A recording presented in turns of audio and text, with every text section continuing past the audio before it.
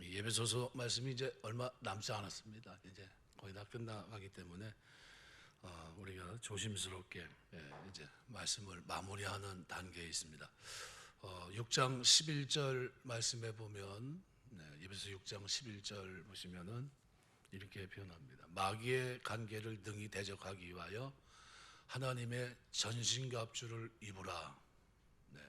이제 남은 거는 하나님의 전신갑주 가운데 마지막 기도만 남았습니다. 기도는 전신갑주가 제 기능을 하도록 돕는 비장의 무기입니다. 시편 5편 3절 보시면 여호와의 아침에 주께서 나의 소리를 들으시리니 아침에 내가 주께 기도하고 바라리이다. 우리가 날마다 하나님 앞에 기도해야 됩니다. 시편 160편 2절 보면 그의 귀를 내게 기울이셨으므로 내가 평생에 기도하리로다. 우리 신앙생활하면서 신앙생활은 기도생활입니다. 믿음생활은 기도생활이에요. 뗄래야 뗄 수 없는 관계 속에 있습니다. 마가복음 9장 말씀에 보면 28절 29절에 이르시되 기도 외에 다른 곳으로는 이런 종류가 나갈 수 없느니라 하시니라, 이렇게 기도하고 있습니다. 이제 예배소서 6장 말씀을 보면 이제 기도라는 부분이 굉장히 중요한데 이것은 뭐와 연결되어 있냐면요, 복음의 확장과 연결이 되어 있기 때문에 그렇습니다. 그래서 모든 기도와 간구, 성도를 위해서 기도하고 결국은 뭡니까? 하나님의 전신갑주를 입고 이 땅을 살아가야 되는데, 그리고 난 후에 또 나를 위하여 구할 것은 내게 말씀을 주사 나로 입을 열어 복음의 비밀을 담대히 알리게 하옵소서 할 것이니, 기도의 영역이 굉장히 넓어지고 있습니다. 그러면서 여러 성도를 위해 구하고 나를 위해 구하고 하면서 자꾸 이 얘기를 확장시키고 있습니다. 이유는 기도가 그만큼 중요하다는 겁니다. 기도는 어떻게 해야 됩니까? 항상 해야 되고 성령 안에서 해야 될 것이 기도입니다. 그래서 핵심 기도 내용이 기도는 항상 해야 된다는 겁니다. 간구도 마찬가지고. 왜 항상 기도해야 됩니까? 이유는 마귀가 항상 공격하고 있기 때문입니다. 기도하는 동안에는 마귀가 공격할 수 없기 때문에 우리가 항상 기도해야 돼요. 마귀는 우리의 기도불이 꺼지기를 기도합니다. 기도하지 않는 순간이 나에게는 위기이고 마귀에게는 기회가 되는 겁니다. 마귀는 우리가 기도를 포기하기를 원합니다. 어떻게 항상 우리가 기도할 수 있습니까? 그러면 기도하는 마음으로 하루하루를 살라는 거죠. 우리가 하루 종일 멈추지 않고 하는 것이 있는데 바로 그것이 생각입니다. 생각을 잘못 다루면 되게 위험해요. 마치 이것은 칼과 같습니다. 그죠?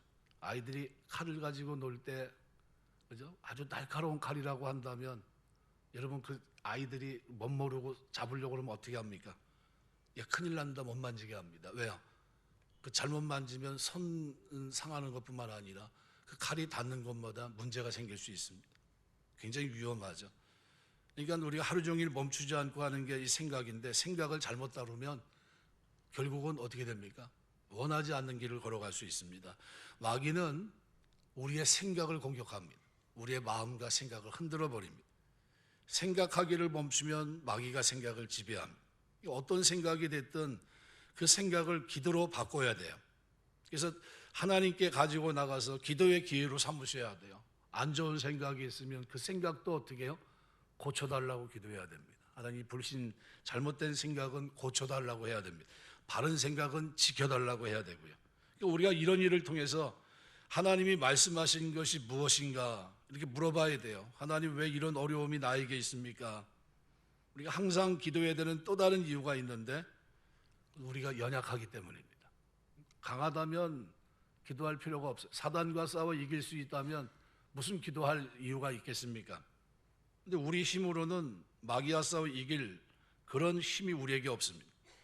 영적 전쟁에서 혈과 육으로 싸우려고 하면 반드시 지게 돼 있어요. 그래서 육신의 힘을 의지하는 것은 대단히 위험한 일입니다. 문제가 터지면 화가 나고 또 불평하느라고 마귀에게 공격의 빌미를 제공하고 결국 그것 때문에 쓰러질 수 있습니다. 우리는 기도할 때 강해지는 것이고, 기도할 때 싸움 힘을 얻게 되고, 기도할 때 생각을 누를 수 있어요. 그래서 바울은 우리가 항상 기도해야 된다. 그런데 그 기도를 성령 안에서 하라는 겁니다. 성령 안에서 무시로, 그죠? 늘 기도하라는 겁니다. 기도에 있어서 성령의 도우심은 아무리 강조해도 부족함이 없습니다. 오늘 본문을 보시면 이렇게 표현해요. 모든 기도와 간구를 하되 항상 성령 안에서 기도하고, 그죠? 항상 성령 안에서 기도하고, 무시로 기도하고, 그죠? 무시로 모든 시간과 모든 기회 안에서 기도하라는 겁니다. 이 전치사가 2번 쓰인 그런 단어입니다. 그래서 항상 성령 안에서 기도하고, 이렇게 항상 성령 안에서. 그런데 이 성령 안에서 공동 번역은 뭐라고 표현했냐면요, 모든 경우에 성령의 도움을 받아 그랬습니다. 원어를 보면 엔판티카우로 엔 프루마티 이렇게 되어 있습니다. n이 2번 들어가 있어요. 시간의 영역을 나타내기도 하고, 또 하나는 장소의 영역을 나타납니다. 그리고 모든 시간과 모든 기회 안에서, 여기 쓰이고 있는 원형이 카이로스라는 단어인데요, 언제 쓰였냐면요, 에베소 1장 10절에 보면 하늘에 있는 것이나 땅에 있는 것이나 다 그리스도 안에서 통일되게 하려 하심이라. 이 일을 위해서 뭘 해야 됩니까? 기도해야 됩니다. 에베소 5장 16절 보면 세월을 아끼라 때가 악하니라. 이 사실을 안다면 기도해야 됩니다.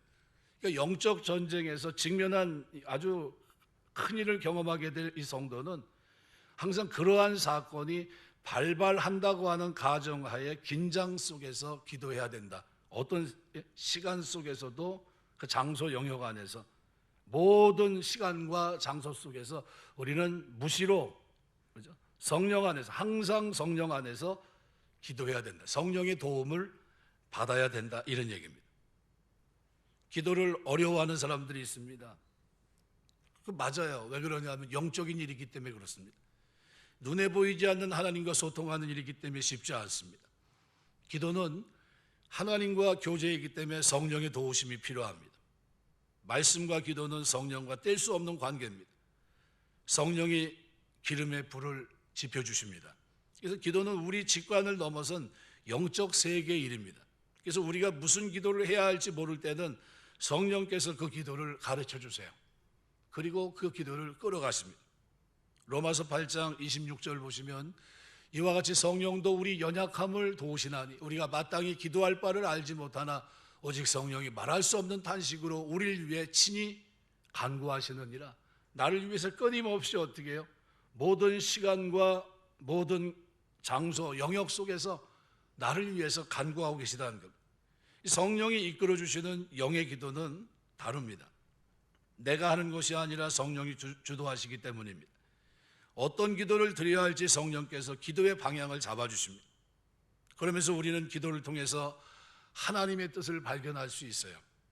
또 성령으로 기도한다고 하는 것은 우리가 원하는 대로 기도하는 것을 포기한다는 것을 의미합니다. 대신 성령께서는 오늘 우리를 하나님의 뜻 가운데로 인도하십니다. 이때 우리가 원하는 것과 다른 방향으로 성령은 인도할 수 있습니다. 사도 바울이 자기의 육체의 가시, 사단의 사자를 그에게서 떠나가기를 하나님 앞에 구합니다. 3번이나 간절히 기도했지만 성령께서는 고린도 후서 12장 9절을 보면 이렇게 표현해요. 나에게 이르시기를 내 은혜가 내게 족하도다. 이는 내 능력이 약한 데서 온전하심이라 하신지라. 그러므로 도리어 크게 기뻐함으로 나의 여러 약한 것들에 대해 자랑하리니 이는 그리스도의 능력이 내게 머물게 하려 함이라. 바울은 성령께서 다른 쪽으로 인도하심을 깨달았고 영적 전쟁에서 우리가 승리하려면 성령의 도우심을 따라 기도하는 법을 자꾸 배워야 됩니다. 우리가 아무리 뭐라고 해도 기도는 이렇게 습관을 쫓아 시간이 되는 대로 끊임없이 모든 영역 속에서 우리가 해야 됩니다. 영적 전쟁에 직면한 그런 가정하에 이 땅을 살아야 될 것을 분명히 말씀해 주고 있습니다.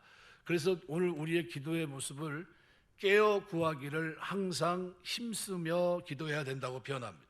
이 깨어 구한다는 것은 영적 아주 경각심을 가진 상태로 능동적으로 계속 이런 상태를 유지하는 것을 말합니다. 이게 깨어 있는 겁니다. 깨어 구하기를 항상 힘썼다라는 이 표현은 항상 기도하고 낭망치 말아야 될 누가복음 18장 1절의 모습을 연상하게 합니다.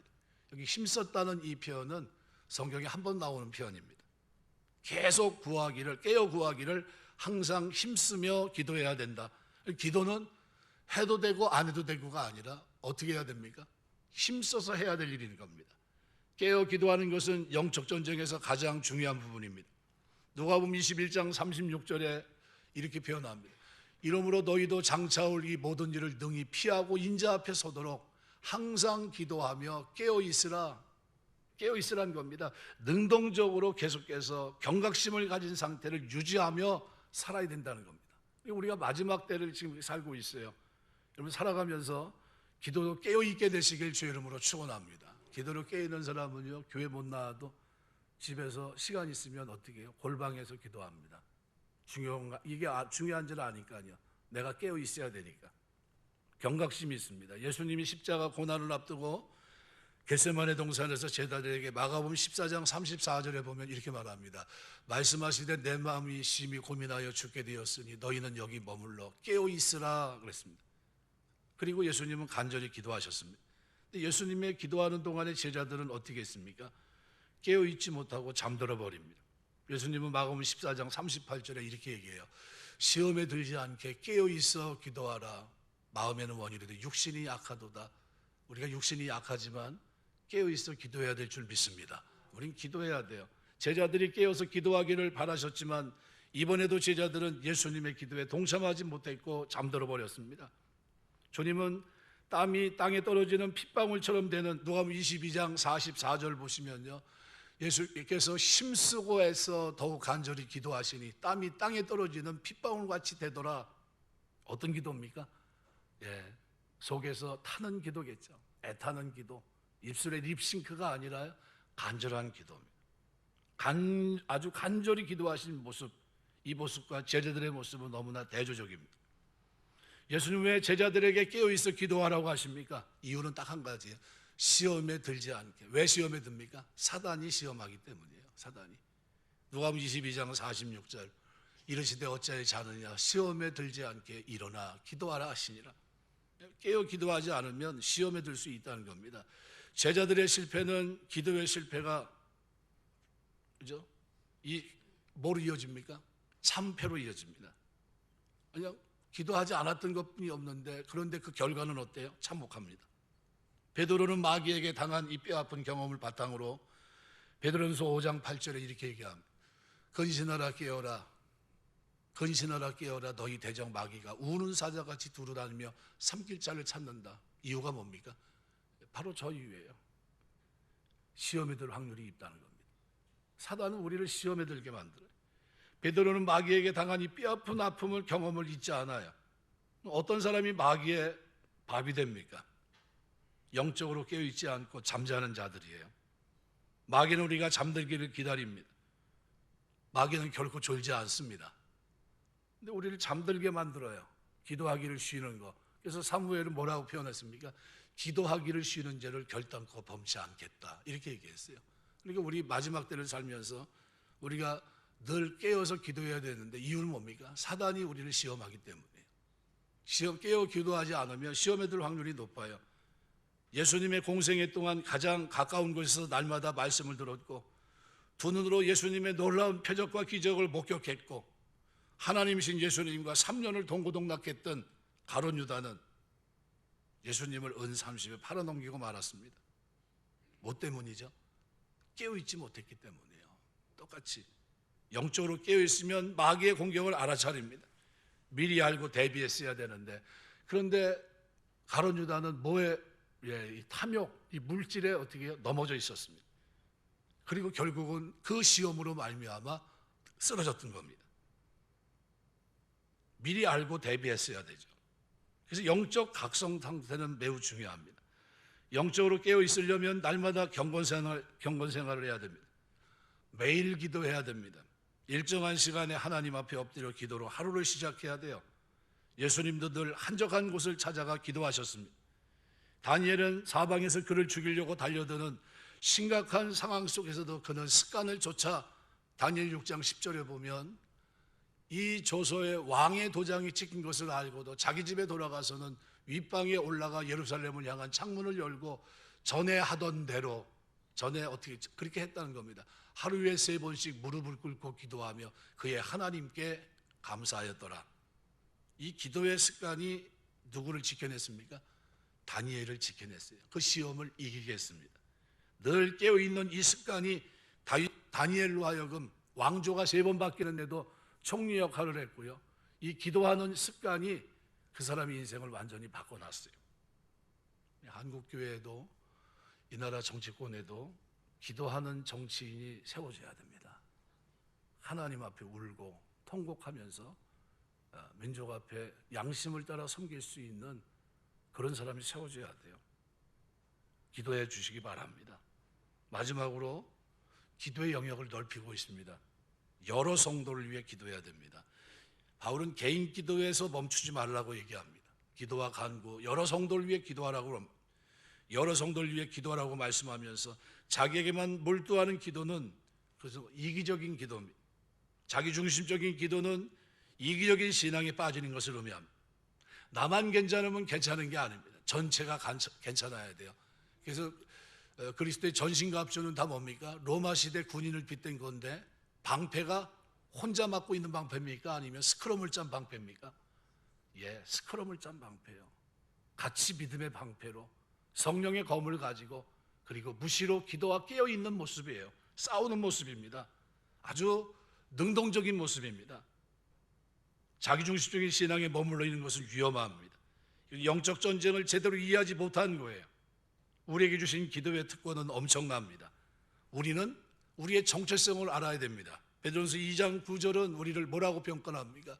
너희는 택하신 족속의 왕같은 제사장들이여 거룩한 나라여 그의 소유가 된 백성이니 너희를 어두운 데서 불러내어 그의 기이한 빛에 들어가 계시니 아름다운 덕을 선포하게 하라 하십니다. 우리는 하나님이 우리를 뭐로 세우셨습니까? 왕같은 제사장이에요.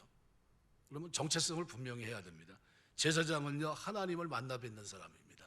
성령 안에서 마귀가 지배하고 있는 영역들을 되찾아오기 위해서 우리가 서로 중보 기도해야 되고요. 기도가 곧 뭡니까? 전쟁입니다. 공격이에요. 바울은 주 안에서 모두 하나 되어 그리스도의 몸을 세워야 된다고 말합니다. 예배서 4장 12절 이런 성도를 온전하게 하며 봉사일을 하게 하며 그리스도의 몸을 세우려 하십니다.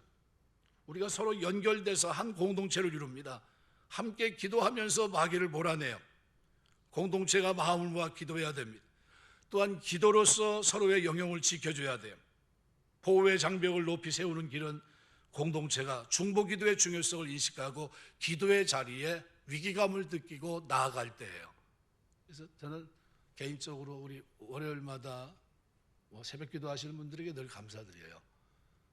철야기도에 나오셔서 기도하시는 분도 감사드리고, 그리고 월요일마다 나오셔서 시간을 내서 일정이 없는 게 아닌데 하나님 앞에 나가서 기도하는 그분들에게 늘 감사드려요.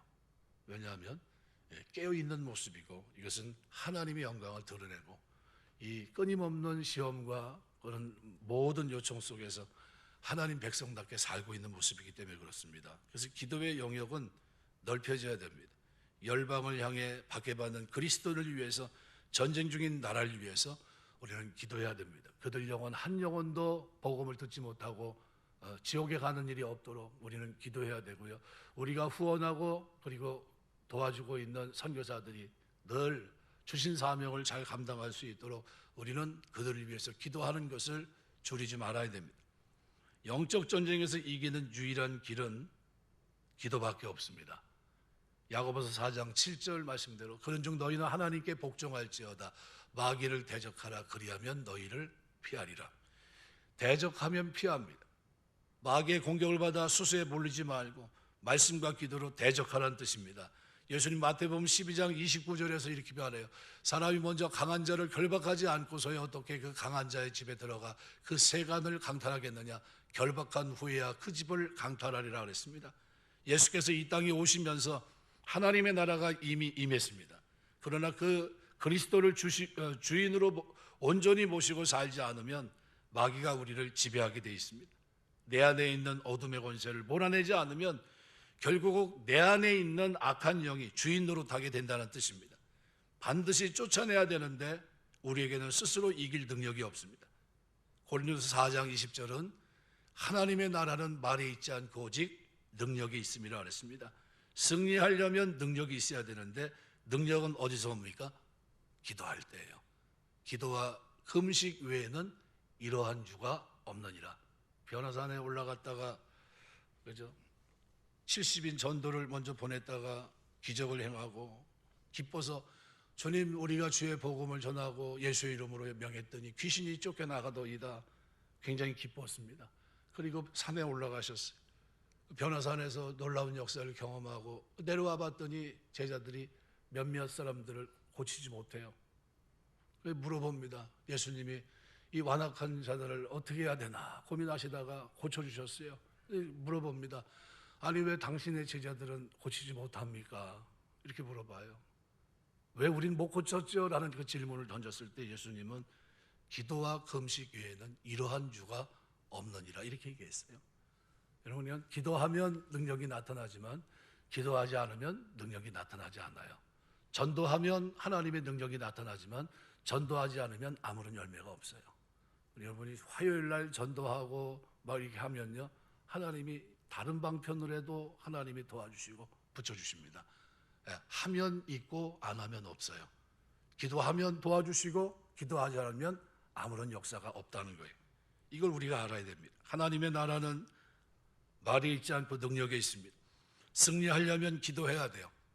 기도와 간구로 우리가 깨어 성령 안에서 무시로 성령의 도움을 받으며 날마다 우리가 기도해야 됩니다. 사무엘상 17장 11절에 사울과 온 이스라엘의 블레셋 사람의 이 말을 듣고 크게 놀라 두려워했다 그랬습니다. 골리앗과 대치했던 사울 왕과 이스라엘 군인들을 심히 두려워 떨었습니다. 그런데 소년 다윗이 물맷돌을 들고 골리앗을 쳐서 단번에 쓰러뜨립니다. 어떻게 이런 일이 가능합니까? 다윗이 만군의 여호와의 이름으로 달려나갔기 때문입니다. 사무엘상 17장 45절 다윗이 블레셋 사람이 이르되 너는 칼과 창과 단창으로 내게 나아오거니와 나는 만군의 여호와의 이름 내가 모욕하는 이스라엘 군대 하나님의 이름으로 내게 나아가노라. 예수님의 이름으로 보혈의 능력으로 십자가 능력으로 나아가면 마귀는 물러날 수밖에 없습니다. 우리에게는 분별력이 필요합니다. 이 시대에 일어나는 마귀의 권세를 분별하고 우리에게 주어진 하나님의 은혜와 능력으로 넉넉히 싸워 이기는 백성이 되어야 됩니다. 그래서 오늘 바울은 에베소 6장 10절에서 주 안에서와 그 힘의 능력으로 강건하기를 기원했습니다. 우리가 주 안에서 힘의 능력으로 강건해지시길 주의 이름으로 축원합니다. 우리가 주님의 능력으로 강건해지면 마귀를 대적하여 능히 이길 수 있습니다. 기도는 해도 되고 안 해도 되고가 아니에요. 기도는 선택이 아니라 필수입니다.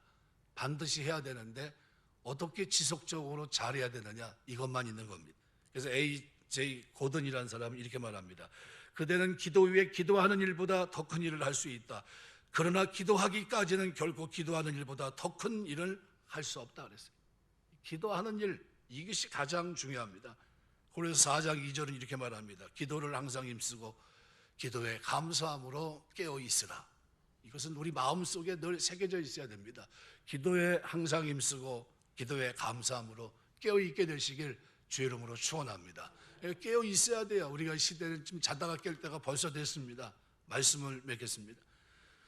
자동차를 선물을 받아도 움직이게 하는 건 뭡니까? 키입니다. 우리가 하나님의 뜻을 알고 그리스도의 군사로 부름받는 거 다 아는데 군사로서 제대로 살게 하는 능력은 어디 있습니까? 기도예요. 기도는 키입니다. 그리스도의 군사로 전진하게 하고 싸우게 하고 이길 수 있는 능력이 거기 있습니다. 하나님의 능력을 경험하게 하는 축복이 어디에 있습니까? 기도 속에 있어요. 기도는 잘하고 못하고가 없습니다. 유창한 게 기도를 잘하는 게 그런 건 아닙니다. 기도는요 간절하고 진심을 하나님께 호소하는 겁니다. 하나님 앞에 기도와 간구로 우리가 날마다 하나님 앞에 나는 부족합니다. 하나님의 은혜가 없이는 살 수 없는 인생입니다. 주님 도와주셔야 됩니다. 오늘 낮 시간에 여러분의 말씀을 생각한다면 어떻게 기도해야 됩니까? 하나님 나는 한 번도 웃어본 적이 없습니다. 일생을 살아오면서 제 삶은 고단한 삶이었습니다. 하지만 말씀 의지해서 내가 이제 웃겠습니다. 하나님은 웃지 못하고 마음속으로 웃었던 사라를 하나님 치유하셨고요. 그리고 아이를 주셔서 이제는 호탕하게 하나님 앞에 박장대소하며 웃게 하십니다. 그 힘이 어디 있습니까? 약속을 믿는 믿음 안에 있어요. 우리의 힘은 어디 있습니까? 하나님의 약속을 믿고 기도하는 여기에 있어요. 이것이 우리의 힘인 줄 믿습니다. 이 힘을 가지고 우리가 날마다 하나님 앞에 나가야 돼요. 믿음으로 구해야 됩니다. 구할 영역이 너무 많아요. 나를 위해, 내 가족을 위해, 내 자녀를 위해, 자녀손들을 위해서 쭉 기도하셔야 됩니다. 저는 아직도 기억이 나요. 어렸을 때 밥을 먹을 때마다 스트레스를 받았으니까. 외할머니가 오시면 그때서부터 난리가 났어요. 왜냐하면 할머니 기도는 보통 적게는 15분에서 20분 정도 하니까 밥상을 차려놓고 다 식어요. 국이 완전히. 그냥 집안을 다 한 바퀴 도는 겁니다. 그냥 누가 뭐 어쩌고 뭐 저쩌고 막 시작하면 벌써 저는 눈이 번쩍 떠져요. 이 상태로 내가 이걸 받아들일 수는 없다. 그래가지고 밥에다가 그 국에다가 밥을 확 말아가지고 김치를 해가지고 그냥 나가버립니다. 나가서 하나님 감사합니다. 잘 먹겠습니다. 그래서 얼른 먹고 들어와도 또 하고 계세요. 안 끝났어. 제가 그거를 경험해서 나중에는 할머니 기도하려면 그럽니다. 나가기도 싫으니까 추운데. 그래서 할머니 오늘은 제가 기도할게요. 그래 한번 주서 한번 기도 한번 해봐라. 하나님 감사합니다. 잘 먹겠습니다. 예수님 이름으로 기도합니다. 제 기도가 그때 탄생한 겁니다. 할머니가 너무 오래 기도해서 못 넘은 기도를 밥상을 놓고 식어질 때까지 날마다 기도하시나 그랬어요. 제가 그때는 이해를 못했어요. 그게 복인 줄 모르고. 근데 저희 어머니가 또 그렇게 기도하시더라고요. 어머니가. 그럼 이렇게 하면 뭐 손자들 다 이름 불러가면서 기도해요. 근데 기도는 개인 기도는 그렇게 하더라도 밥상에서는 그렇게 안 했으면 좋겠어요. 그 제발 부탁을 드려요. 그래서 자꾸 얼굴을 쳐다봅니다. 아버지 얼굴 한번 보고 눈치를 보는 거예요 지금. 제가 기도할까요? 저기 그래 네가 좀 기도해라. 네가 목사니까. 그러면 좋겠는데 안 시켜요. 그랬던 지금도 그래요. 지금도 저는 그렇습니다. 여러분이 신앙생활하면서 기도라고 하는 영역이 얼마나 중요한지를 아셔야 돼요. 그래서 그때 그 기도를 지금도 잊지 못해요. 그 할머니가 기도했고 늘 기도하면서 붙잡고 기도했던 그 내용들을 지금도 잊지 못하고요. 그것이 우리가 이 시대를 살아가면서 해야 될 깨어있는 모습이에요. 늘 깨어 기도하셨던 모습이고, 그래서 그 할머니 그렇게 기도하고 잠날을 내다 놓고 기도했구나. 저는 그때 제가 목사 될 거라고 생각하지 않았거든요. 근데 그 외할머니가 저를 그때 초등학교 다니는 저 붙잡고서 그러더라고요. 그때 지금도 잊히지 않아요. 상렬아, 네가 나중에 목사 되거든. 성격만 잘 컨트롤하면 된다. 그래서 내가 무슨 소리를 하고 계신 거냐. 지금 내가 지금 그랬었어요. 제가 그때. 그래서 할머니 전 목사 안 해요. 그랬었어요. 이제 그랬는데 지금 목사하고 있더라고요. 그래서 제가 생각해 보는 겁니다. 할머니가 기도하면서 다 알고 계셨구나. 하나님이 보여줬으니까 알았겠죠. 우리 신앙생활 하면서 여러분이 기도회로 깨어있는 여러분 되시길 주의 이름으로 축원합니다. 이거 뭐 없었던 일을 지어낸 게 아니라요. 저희 할머니가 저에게 한 걸 그대로 잊지 않고 있어요. 그때 그 할머니가 외할머니가 나한테 한 게 그게 진짜 기도였구나. 그 생활이 그거였구나. 시간만 있으면 뭐 이렇게 보면 안 보이면 학교 갔다 가방 휙 던지고 어머니한테 어머니 안 계시고 할머니 밥 줘 그러면 할머니 어딨냐 그러면 다락 아니면 연탄광에 어떤 부엌에다가 신문지 깔고 방석 깔고 기도하고 계셨어요. 그게 지금도 선합니다. 조용하게 촛불 켜놓고 기도하시고 그랬던 거. 성경책이 돋보기 이만한 거 가지고 성경책 보고 계시고 그랬던 게 지금도 눈에 선해요. 그 할머니 살아가면서 신앙생활 했던 모습. 이것이 제가 볼 때는 무시로 성령 안에 깨어 기도하는 모습이 아니었나 이렇게 생각이 됩니다. 저와 여러분의 삶 속에 우리 자녀들에게 얘기하는 건 소용이 없고요. 살아내는 걸 그대로 봅니다. 우리 심리학자들이 얘기하는 대로 12살 이후에는 부모가 살아간 것 그대로 보면서 쫓아간다고 그래요. 그러면 우리 자녀들에게 여러분이 뭘 보여주셔야 되냐면요. 신앙생활은 말이 된 게 아니라요. 삶으로 보여주셔야 됩니다. 기도하는 삶, 깨어있는 모습 이거 보여주시면 신앙생활 하시길 주의 이름으로 축원합니다. 기도하겠습니다.